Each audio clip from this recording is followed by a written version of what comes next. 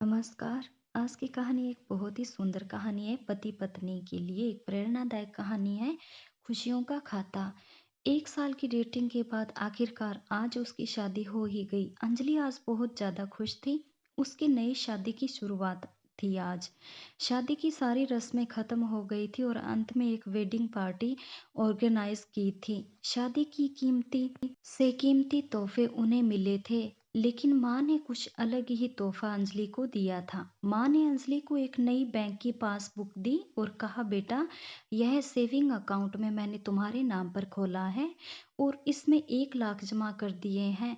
माँ ने आगे कहा, मेरी प्यारी बेटी, इस पासबुक को लो और इसे अपनी शादी की उन खूबसूरत यादों की तरह रखो जो तुम्हें जिंदगी भर याद रहेगी। जब जब कुछ अच्छा और यादगार तुम्हारी ज़िंदगी में घटे तो इसमें कुछ रकम जमा कर दिया करना, और यह रकम किस कारण से जमा कर रही हो वह ज़रूर मेंशन करना। जितनी ज़्यादा खुशी का दिन होगा उतने ज़्यादा पैसे तुम इसमें जमा कर सकती हो।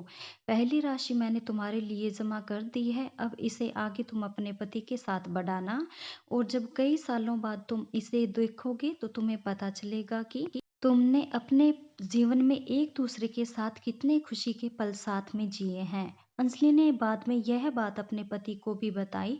दोनों को ही यह सुझाव बड़ा ही पसंद आया और अब वह दोनों ही उस वक्त का इंतजार करने लगे जब इस खाते में कुछ पैसे जमा कराए पाए। महीनों बाद उसकी पासबुक कुछ इस तरीके से दिखने लगी। 10,000 शादी के बाद पति का पहला बर्थडे मनाया, 20,000 पत्नी को नौकरी मिली और 20,000 वैकेशन शिमला में, और 50,000 पत्नी प्रेग्नेंट हुई और 40,000 पति को प्रमोशन मिला, और ये सिलसिला आगे बढ़ता रहा।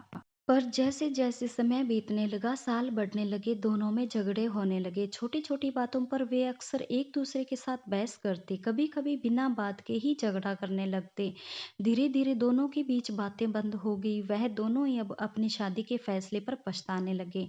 दोनों को ही ऐसा लगने लगा कि उन्होंने दुनिया के सबसे घटिया इंसान से शादी की है। शायद उनके बीच का वह प्यार कहीं गुम हो गया था जो पहले था। एक दिन अंजलि ने माँ से बात की कि माँ, अब हम साथ नहीं रह सकते। हम दोनों ने ही यह फैसला लिया है कि अब तलाक लेकर अलग हो जाएं। मुझे समझ में नहीं आ रहा कि मैंने इस इंसान के साथ शादी करने का फैसला कैसे लिया था। उसकी माँ ने कहा, बिल्कुल, इसमें कोई बड़ी बात नहीं है। तुम वही करो जो तुम्हारा दिल करता है। अगर तुम दोनों ही साथ नहीं रहना चाहते हो तो अलग होने में ही भलाई है, लेकिन उससे पहले एक काम करो। तुम्हें वह पासबुक याद है जो मैंने तुम्हें तुम्हारी शादी में ही दी थी? सबसे पहले उस खाते में जमा सारे पैसे निकालो और उन्हें खर्च कर डालो। तुम्हें ऐसी कमजोर शादी का कोई भी रिकॉर्ड नहीं रखना है। अंजलि अपनी माँ की बात से सहमत थी, इसलिए वह वहां से सीधे बैंक चली गई और बैंक में लाइन में लग गई ताकि उसे अकाउंट को बंद करवा सके। जब वह लाइन में खड़े होकर इंतजार कर रही थी, तब उसने एक नज़र उस पासबुक के अंदर लिखे रिकॉर्ड्स पर डाली। उसने पढ़ा और पढ़ती गई। वह सारी खुशियाँ, आनंद के पल जो उसने अपने पति के साथ जिए थे, सब उसकी आँखों के सामने आ गए और उसकी आँखों में आँसू आ गए। वह तुरंत वहाँ से निकल अपने घर पहुँची। अंजलि ने घर पहुँचकर सबसे पहले वह पासबुक अपने पति के हाथों में रखी और बोली कि तलाक लेने से पहले इस खाते में जमा सारे पैसे खर्च कर दो और इस खाते को बंद कर दो। अगले दिन पति बैंक गया और खाता बंद कराने के लिए लाइन में लगा। जब वह लाइन में अपना नंबर आने का इंतजार कर रहा था, उसने एक नज़र उस पासबुक पर डाली। उसने पासबुक के अंदर लिखे रिकॉर्ड्स को पढ़ा और पढ़ते ही गया। भूतकाल में अपनी पत्नी के संग जिए वह खुशी के पल, वह सुंदर यादें, वह प्यार के पल उसके नज़रों के सामने किसी मूवी की तरह चलने लगे। थोड़ी देर बाद वह भी बैंक से निकला और सीधे घर पहुंचा। घर पहुंचकर पासबुक उसने अंजलि के हाथ में रख दी।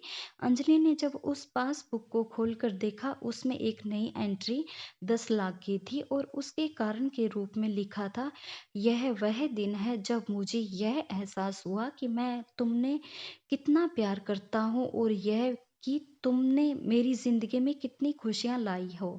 वो दोनों एक दूसरे को गले लगकर खूब रोए और उन्होंने उस पासबुक को संभाल कर तिजोरी में रख दिया। दोस्तों, जिंदगी में गिरना कोई बड़ी बात नहीं है। जब आप किसी भी कारण से गिरते हो तो आपको हमेशा कहाँ गिरे हो उससे ज़्यादा गिरने से पहले आप कहाँ थे, यह याद रखना चाहिए। गलतियों को सुधार कर आगे बढ़ने का नाम ही तो ज़िंदगी है। अगर आपको मेरी कहानियाँ पसंद आई तो प्लीज़ लाइक, शेयर और सब्सक्राइब ज़रूर कीजिएगा। Thanks for watching.